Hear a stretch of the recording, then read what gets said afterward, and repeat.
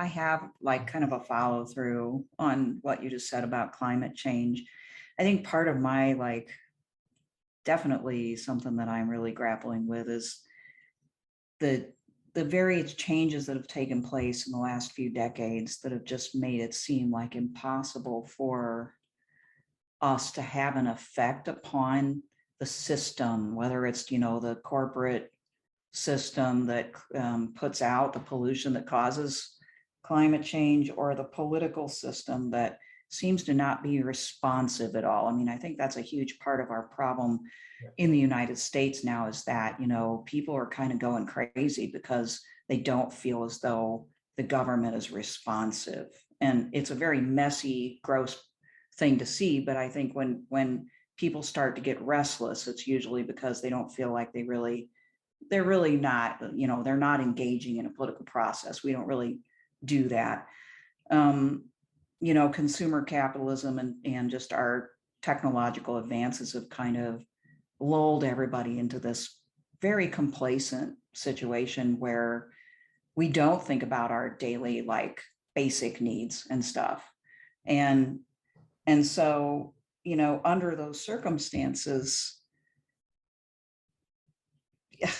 you know, it's difficult to imagine either, you know, the efficacy of, say, various strategies that aim to kind of influence the government, or the efficacy of strategies that aim to kind of withdraw, or an admixture of both. It just, you know, and I don't know exactly where to go. My sort of gut level instinct is in the direction of survival, which is why, you know, I personally, at a personal level, I garden the hell out of my yard, and I'm freezing everything, and literally went through everything this winter without having to buy hardly anything at the grocery store.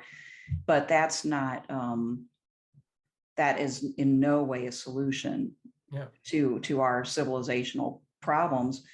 And yet, you know, the only thing I can think of is like, is there a contribution to be made here by maybe groups like the permaculturalists, who aren't Christian necessarily, but they're like a type of anarchist type that is trying to show people how they might be able to like adapt and thrive as climate changes and as some of these structures start to decline, which they are definitely our political structures.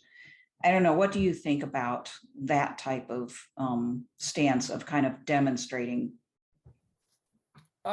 Yeah, so first of all, I mean, I agree with a lot of what you're saying. I think it's still worth trying for all sorts of reasons, including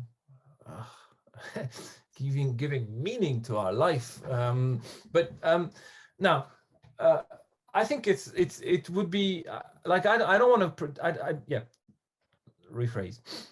I think protests, social movements, political pressures of all sorts are having some impact. I don't want to claim that it's not having an impact. I don't think we'd be where we are, even with the Paris Accord, whatever, if there hadn't been the kind of mobilization that there is across the world. This kind of realization that you've just described is one I find in many places, and many people I meet from all sorts of political colors. And yeah, sure, echo chamber. I don't know if I meet every other person out there, and whether what I'm encountering is representative of the wider global demographic. But I think a lot of people feel similarly, and I do think that, you know, mobilizing is not completely ineffective, but it is a very resilient system. Corporate power, I mean, and I think there's also, I think, merit in continuing to analyze it and reflect on what it is that we are confronted by, because it's a complicated machine.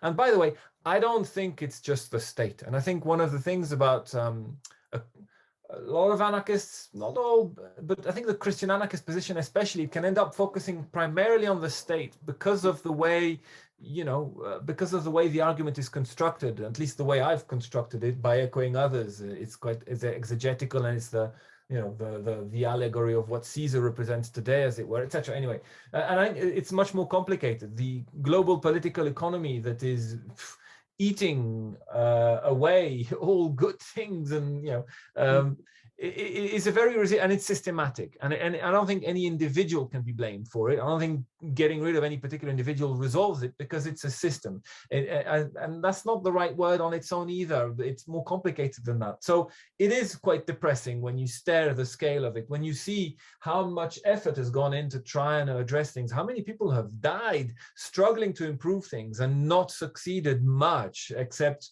to some extent and in token ways. But I still think it's having some sort of impact. Will it save us in time if we're thinking specifically climate change? I don't know. I'm not sure.